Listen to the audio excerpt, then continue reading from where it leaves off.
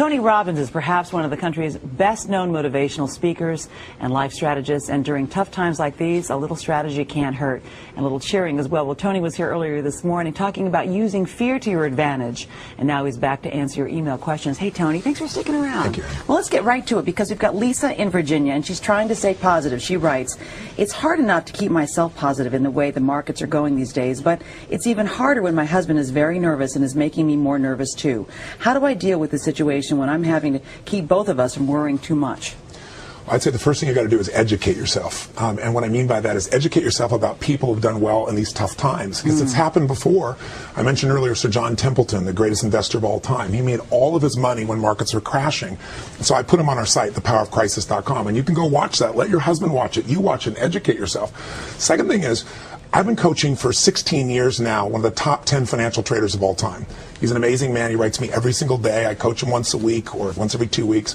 So I called him last night because this is a man who in 1987, when the market crashed, he made $500 million that day when everybody's afraid. So let me tell you what he said. He said two things. In the short term, he predicted what was going to happen today. He said, I think we can have some rallies, but he said, I don't think it's the bottom yet. In fact, I think it could go down another 20 to 30%, could even be 40.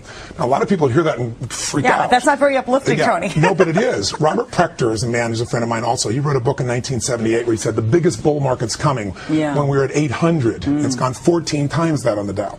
I called him up and he said, look, Tony, think of it this way. Stocks that were $50 are now selling for 10 or even 5.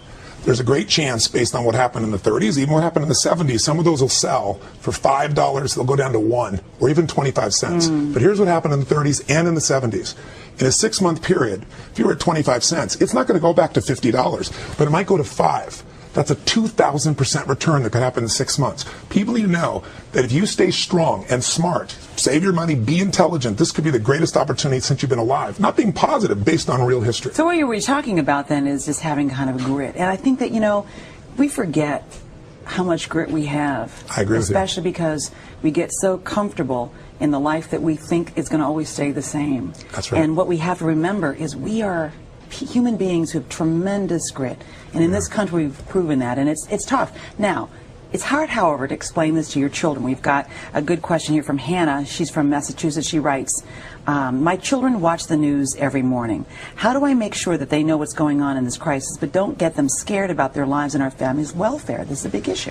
It's a great question. I think you have to understand what we flood ourselves with, we experience. And right now, if you turn on the television, it's breadlines and people saying sell everything, and they even may be right, but for your children, they need resiliency. They need to know there's a compelling future. And the best way to do that, frankly, is not just to protect them, but to show them examples of people that have been through it all. So Casey, who was on your show today, you know, this young man lost his arm, and he's as happy as he can be, totally excited about his life and trying to help other people. So again, I'm not just plugging it, but I created this community called thepowerofcrisis.com.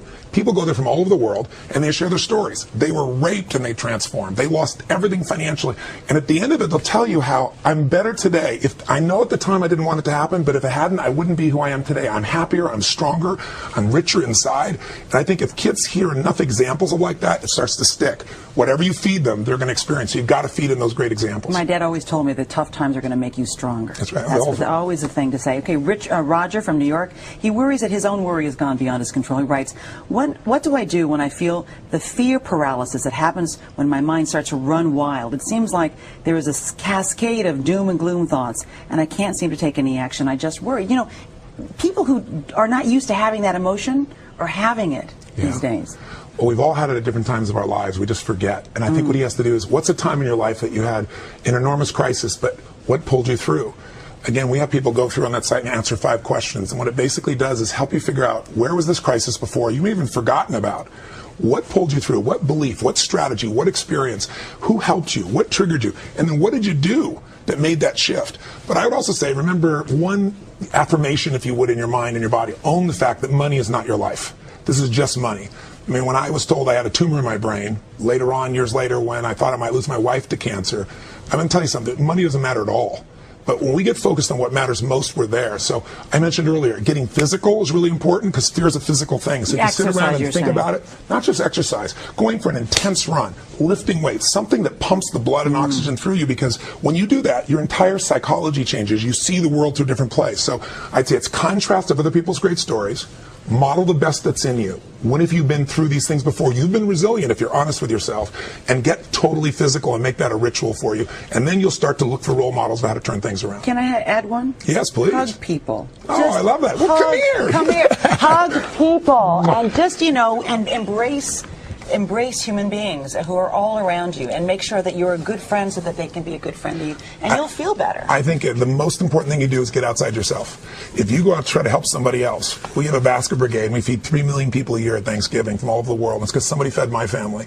When you go out and help somebody else, you realize you have no problems. You realize how and lucky you feel like are. You have something to give. And we all need meaning in our life. We don't want to just get. The life now is about what can you give. That's what'll light you up. Tony Robbins, I'm feeling lucky because I got a hug from you today.